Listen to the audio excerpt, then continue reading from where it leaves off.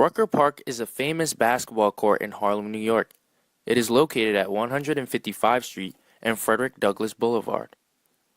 The court is named after Harlem teacher and former playground director for New York City Parks named Holgram L. Rucker. He started a basketball tournament in the 1950s in order to help less fortunate kids stay off the street and aim for college careers. So when you think of the greatest basketball players of all time, who do you think of? Michael Jordan?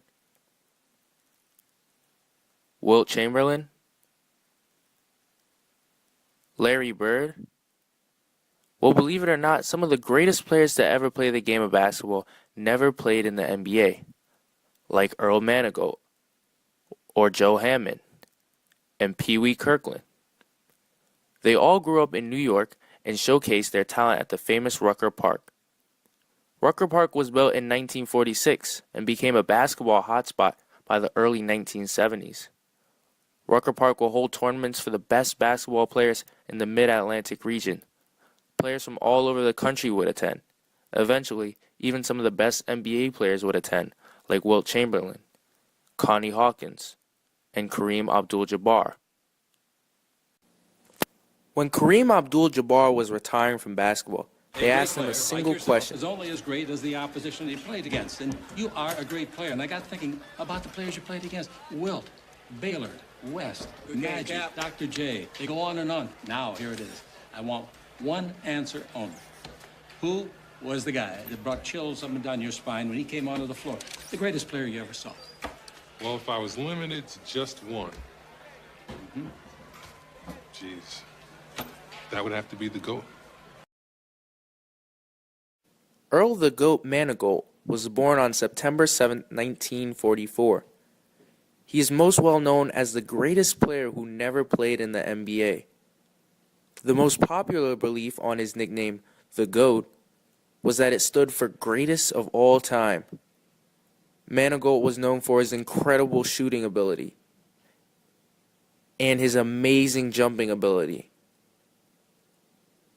which he claimed to gain from wearing ankle-building strength weights while playing basketball throughout his childhood.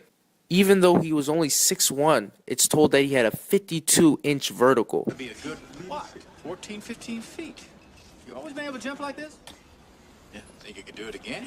Not for free, you can't. All right, I'll pay to see. For 20, he'll make change on the way down. So, you snatch that shit, we got buku cash for members' hooky party. All right.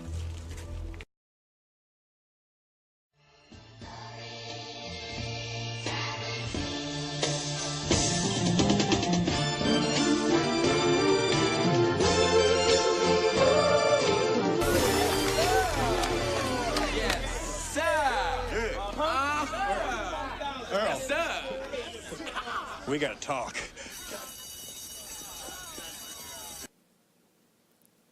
At the age of 17, most people say that he had already mastered the game of basketball. He was credited with creating several new dunks, which included his favorite dunk, the double dunk. Manigault played in Rucker tournaments often and would dominate many pro NBA players. He was offered scholarships by hundreds of colleges. But he started using heroin, and his life went downhill. He ended up in prison for robbery. He was released 7 years later and stayed clean, never to return to drugs or prison. He's dedicated himself to helping kids stay in school and stay clean through his walk away from drug tournaments. Another great basketball player that could have easily been great in the NBA is street legend Joe the Destroyer Hammond. Hammond never played a single high school or college basketball game. After dropping out of high school in the 9th grade, he was always seen either playing basketball or shooting dice. Hammond was one of the most naturally talented basketball players ever. When the Knicks coach at the time went to go see him play, he described it as, the game just comes so effortlessly to him. He was a pure scorer and set a single game record at Rucker, scoring 82 points. 82 points. But this wasn't even his most notable accomplishment. His most notable accomplishment was during a championship game when he showed up late at halftime, and in the second half dropped 50 points on Dr. J. Hammond was offered an NBA contract from the Lakers but declined it because there was not a no-cut clause. Later, he also received a contract from the Knicks, but also declined that offer because of his addiction to gambling. Hammond said that when he and Pee Wee Kirkland played on the same team at Rucker, it was impossible to beat them. Richard Pee Wee Kirkland is one of the best point guards to ever play basketball. He was lightning quick. In fact, he was so fast, people said he could run the length of a basketball court in 3 seconds flat. He is known for his famous basketball rivalry with NBA great Tiny Archibald at Rucker Park. He received a full scholarship to attend Kittrell College, where he averaged 41 points per game. In 1969, he was drafted by the Chicago Bulls, but declined the offer because he said he could make more money as a drug dealer. His exact statement was, "Why go to the NBA?